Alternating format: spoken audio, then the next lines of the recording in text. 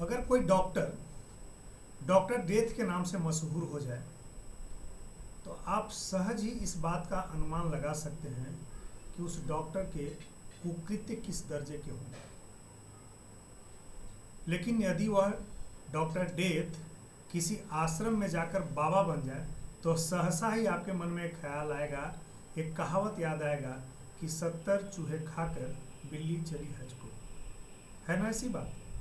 नमस्कार, मैं राकेश कुमार।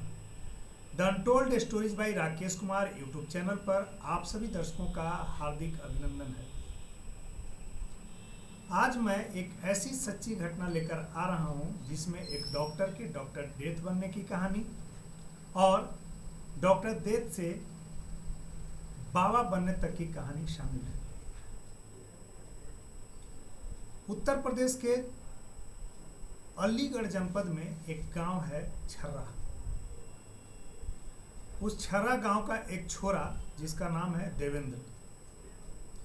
देवेंद्र बचपन में मेधावी था, पढ़ने लिखने में अच्छा रहा था और मैट्रिक तक की पढ़ाई उसने अपने गांव के स्कूल से की थी। इंटर की पढ़ाई उसने अलीगढ़ से की और इसके बाद वह बिहार के सिवान शिफ्ट कर गया। बिहार जिले में सिवान शिफ्ट करने के पीछे का मकसद उसे आगे की डिग्री प्राप्त करना था। उसने बीए एमएस में वहां जाकर दाखिला लिया। बीए एमएस एक डॉक्टर के समकक्ष का डिग्री देता है और उसके बाद से ऐसे डिग्रीधारी डॉक्टर का एक प्रैक्टिस शुरू कर देते हैं और ये फार्मासिस्ट से ऊपर होते हैं, कंपाउंडर से ऊपर होते हैं और डॉक्टर के तरह का एक क्लिनिक सेटअप कर लेते हैं। तो यही डिग्री लेने वह सिवान पहुंच गया। अब आपके मन में यह बात आएगा, अलीगढ़ का छोरा, अलीगढ़ के छर्रा का छोरा सिवान कैसे पहुंच गया। सिवान में उसके पिताजी वहां फार्मा कंपनी में पोस्टेड थे। सिवान जाने के बाद देवेंद्र ने बीए एमएस की डिग्री ली और सन 1984 में देवेंद्र का बीए एमएस का डिग्री सिवान से पूरी हो गई। अब वह देवेंद्र से डॉक्टर देवेंद्र की समकक्षता धारण कर लिया। इसके बाद से देवेंद्र के मन में यह ख्याल आया कि आखिर इस डिग्री के बाद प्रैक्टिस कहाँ की जाए। उसने बहुत सारा जो है दिमाग दौड़ाया, बहुत दिशाओं में सोचा। उसे यह लगा कि आखिर सिवान से हमने बीएमएस की डिग्री ली है तो इसके बाद इस डिग्री का उपयोग यानी प्रैक्टिस के रूप में स्थान कौन सा चुना जाए। पहले तो कुछ दिन तक परेशान रहा कि उत्तर प्रदेश लौटा जाए, अपने जनपद में लौटा जाए, अलीगढ़ लौटा जाए, कि बिहार के सिवान में ही प्रैक्टिस की जाए। लेकिन इसी दौरान उसके पिताजी का ट्रांसफ़र राजस्थान के दौसा में हो गया। उसके लिए आसान था कि अपने पिताजी के साथ रहकर दौसा में ही क्लिनिक खोलता। उसने किया भी ऐसा ही। वह राजस्थान के दौसा में चला गया और उसने 1985 में सन 85 में दौसा में उसने जनता क्लिनिक नाम से एक क्लिनिक खोल दिया। जनता क्लिनिक चलने लगा। देवेंद्र भी मेहनत कर रहा था। आसपास के क्षेत्र से लोग इलाज के लिए आने लगे। लेकिन देवेंद्र की महत्वाकांक्षाएं बहुत बड़ी थी। वह चाहता था कि कम ही समय में ज़्यादा से ज़्यादा कमाई हो। साल 1985 से लेकर 1993 तक वह जनता क्लिनिक चलाता रहा और यह क्लिनिक राजस्थान के दौसा में चलता रहा। जनता की सेवा करना, जनता का इलाज करना उसके प्रमुख उद्देश्यों में, ध्येय में, पेशे में शामिल हो। लेकिन 1994 में देवेंद्र के जीवन में एक टर्निंग पॉइंट आया। वह टर्निंग पॉइंट क्या था कि उस समय के अखबारों में, सभी अखबारों में एक बड़ा सा विज्ञापन छपा था, एडवर्टीजमेंट छपा था, भारत फ्यूल कंपनी का, और उसमें भारत फ्यूल कंपनी ने यह दावा किया था कि हम गैस एजेंसी का, यह कंपनी गैस एजेंसी का वितरण करती है और देश के अलग अलग हिस्सों में गैस एजेंसियां बांटेगी। देवेंद्र की नज़र भी दौसा में रहते क्लिनिक चलाते उस विज्ञापन पर पड़ी, और उस दौर में गैस एजेंसियों का बड़ा क्रेज था और बहुत कमाई भी थी, मोटी कमाई थी। देवेंद्र ने विज्ञापन में लिखे संपर्क सूत्र से संपर्क साधा और भारत फ्यूल कंपनी के संपर्क में आ गया। भारत फ्यूल कंपनी का जो विज्ञापन था वह कंपनी फर्जी थी, उसका विज्ञापन भी फर्जी था, और इसी झांसे में आकर के उसने उस कंपनी के जो संपर्क सूत्र थे उन्हें 11 लाख रुपए दे दिए। उसे यह विश्वास था कि इस 11 लाख के एवज में उसे गांव छर्रा में, जो उसका पैतृक गांव है, अलीगढ़ जनपद में है, उसे गैस एजेंसी मिल जाएगा। लेकिन उसे गैस एजेंसी मिला नहीं, कंपनी फ्रॉड थी, कंपनी भाग गई और देवेंद्र के कमाए हुए, जनता क्लिनिक से कमाए हुए, उस जमाने में आप 95-96 की बात सोचिए, उस जमाने में 11 लाख रुपए डूब गए। यह देवेंद्र के जिंदगी का टर्निंग पॉइंट था। जो देवेंद्र अभी जनता क्लिनिक के मार्फत से जनता की सेवा करता था, गरीबों, निसहायों, असहायों, मरीजों का इलाज करता था, वह देवेंद्र आज ठगा गया और उस ठगी ने उसके मन पे गहरा कुठाराघात किया, उसके मन को व्यथित कर दिया और देवेंद्र ने अपराध की दुनिया में कदम रखने का मन बना लिया।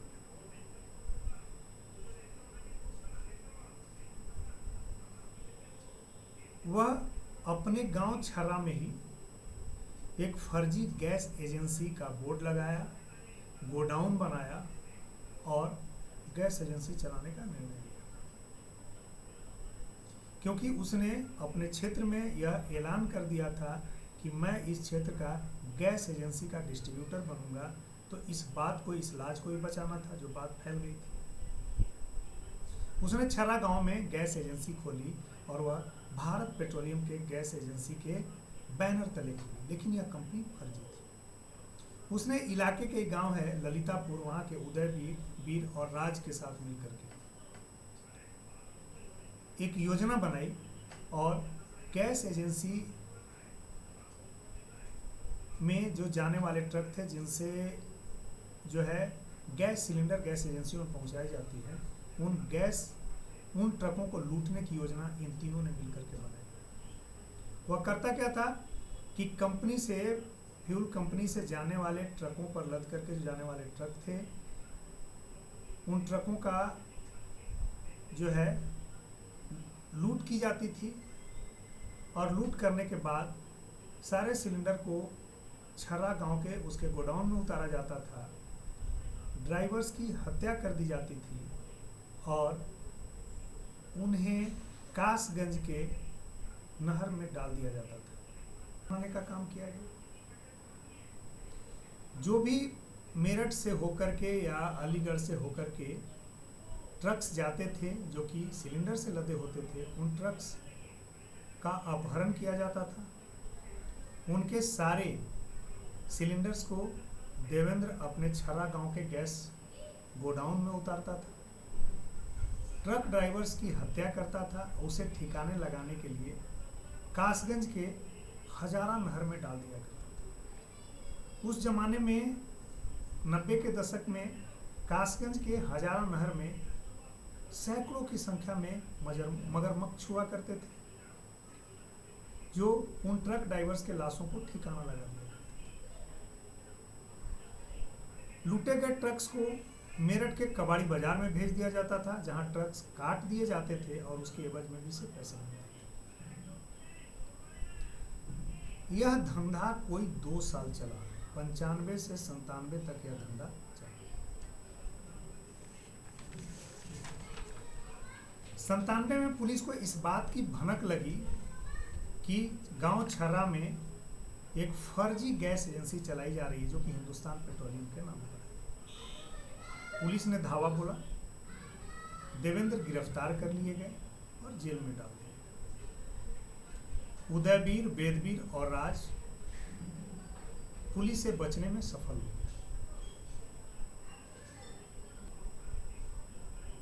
1 साल के जेल के बाद देवेंद्र बाहर आता है और 98 में उसकी मुलाकात डॉक्टर अमित से होती है। डॉक्टर अमित किडनी का धंधा, किडनी ट्रांसप्लांट का धंधा गुड़गांव में कर रहा होता है और इसके अलावे कई शहरों में उसके अवैध कारोबार पसरे हुए। उसमें दिल्ली भी है, गुड़गांव है, फरीदाबाद है और भारत के अन्य कई शहरों में। डॉक्टर अमित और देवेंद्र एक दूसरे के शागिर्द बन जाते हैं। डॉक्टर देवेंद्र को यह जिम्मा मिलता है कि तुम डोनर, किडनी ट्रांसप्लांट के लिए डोनर खोज करके लाओ। देवेंद्र पूछता है इसके बदले मुझे मिलेगा कितना? डॉक्टर अमित बताता है कि इसकी चिंता मत करो, तुम्हें काफी अमाउंट मिलेगा और तुम उसकी कल्पना भी नहीं कर सकते। हर एक डोनर के बदले उसने डॉक्टर अमित से 5 से 7 लाख लेने का वचन लिया। इसके बाद वह इस धंधे में। डॉक्टर देवेंद्र अपने बिहार के कनेक्शंस को खंगालता है, क्योंकि उसने BAMS की पढ़ाई बिहार के सीवान से की है और 1984 में की थी। वह अपने बंगाल में नए कनेक्शंस बनाता है, नेपाल में कनेक्शंस बनाता है और वहाँ से गरीब लोगों को लालच देकर किडनी ट्रांसप्लांट के लिए, मोटे पैसे का लालच देता है, किडनी ट्रांसप्लांट के लिए गुरुग्राम लाता है। अभी का गुरुग्राम उस समय का गुड़गांव होता है। वहाँ डॉक्टर अमित के क्लिनिक में इन गरीबों का किडनी निकाल लिया जाता है और मोटे पैसों पर ट्रांसप्लांट के लिए बेचा जाता है और इन्हें कुछ रुपए देकर चलता कर दिया जाता है। लेकिन इस धंधे में 2 लोग मालो माल हो रहे थे, एक किडनी किंग डॉक्टर अमित और दूसरा जो उसका नया शागिर्द बना था, जो कि डोनर लाता था, डॉक्टर देवेंद्र। यह धंधा 1998 में शुरू होता है डॉक्टर देवेंद्र का और 2004 में किडनी किंग डॉक्टर अमित के जो काले कारनामे हैं वह खुल जाते हैं, पाप का घड़ा भर जाता है और पुलिस उसके क्लिनिक पे छापा मारती है, दबिश देती है। डॉक्टर अमित को गिरफ्तार कर लिया जाता है और उससे जुड़े जितने भी संपर्क सूत्र थे उन सबको बारी बारी से गिरफ्तार किया जाता है। देवेंद्र भी गिरफ्तार हो जाता है और जेल में डाल दिया जाता है। डॉक्टर अमित जो किडनी किंग के नाम से मशहूर है वह अभी भी गुरुग्राम के जेल में। देवेंद्र को भी उसी जेल में रखा जाता है, गुरुग्राम के जेल में ही रखा जाता है। लेकिन 2020 में वह पैरोल पे बाहर आता है। 6 महीने का पैरोल की अवधि होती है। देवेंद्र पैरोल की अवधि समाप्त होने के बाद उसे जेल में सरेंडर करना होता है, लेकिन वह नहीं आता। पुलिस देवेंद्र की तलाशी करती है, भारत के विभिन्न शहरों में जाती है, देवेंद्र को 6 महीना के अंदर गिरफ्तार करके ले जाती है। देवेंद्र 9 जून 2023 को पुनः पैरोल पे जाता है और उसे 6 महीने के अंदर फिर वापस आना होता है, लेकिन वह नहीं आता। गुरुग्राम पुलिस भारत के विभिन्न शहरों में, अलग अलग शहरों में दबिश देती है देवेंद्र की गिरफ्तारी के लिए। दिल्ली, फरीदाबाद, प्रयागराज, आगरा, अलीगढ़, विभिन्न शहरों में पुलिस दबिश देती है, लेकिन देवेंद्र हाथ नहीं लगता। पुलिस को इस बात की सूचना मिलती है कि देवेंद्र दौसा के एक आश्रम में बाबा बनकर बैठ गया। वह अपना वेशभूषा, आचरण, व्यवहार सब कुछ बदल लिया है और वह बाबा बनकर एक आश्रम में बैठ गया। पुलिस वहां पहुंचती है, देवेंद्र को गिरफ्तार करती है। देवेंद्र अपराध की दुनिया का एक बड़ा नाम है। उसने 95 से 97 तक जो गैस एजेंसी चलाने के दौरान, संचालन के दौरान जो अपराध किया था, ट्रक ड्राइवर्स को लूटा था, सिलेंडर्स को लूटा था, उसके बारे में बताया जाता कि 50 मर्डर तक तो उसने गिनी थी। इसके बाद वो गिनना छोड़ दिया था। तकरीबन जो है 100 के आसपास की हत्याएं उसने की थी, मर्डर्स उसने ट्रक ड्राइवर्स के किए थे, और सारे लाशों को ठिकाने लगाने के लिए और कासगंज के हजारा नहर में शवों को डाल दिया करता था, जहां मगरमच्छ उन शवों को खा जाया करते थे और पुलिस को साक्ष्य भी नहीं मिल पाते। जब वह किडनी किंग डॉक्टर अमित से जुड़ा तो लगभग पुलिस के आंकड़े के मुताबिक 125 लोगों का इसने किडनी ट्रांसप्लांट कराया और उन्हें मौत के मुंह में धकेलने के करीब पहुंचा दिया। मामले कई संगीन थे। दिल्ली के कई मामलों में भी उस पर आरोप पत्र दाखिल हुआ था, क्योंकि उसने अपने गांव छरा को कभी भी अपराध करने का स्थल नहीं बनाया। उसने अध्ययन के लिए छरा को, प्रारंभिक शिक्षा के लिए छरा, अपना गांव जो अलीगढ़ जनपद का गांव छरा, उसको अध्ययन का केंद्र बनाया। इसके बाद उच्च अध्ययन का केंद्र उसने जो है बिहार के सिवान को बनाया, जो कि डॉक्टर राजेंद्र प्रसाद की जन्मस्थली थी। वहाँ देवेंद्र की कर्मस्थली बनी। जनता क्लिनिक इसने दौसा में चलाया और अपराध के लिए दिल्ली और आसपास के जो क्षेत्र थे उसी को उसने चुना। बाबा देवेंद्र को फिर से गिरफ्तार कर लिया गया और देवेंद्र पर मर्डर के 21 मामले में, हत्या के 21 मामले में चार्जशीट दाखिल किया जा चुका है।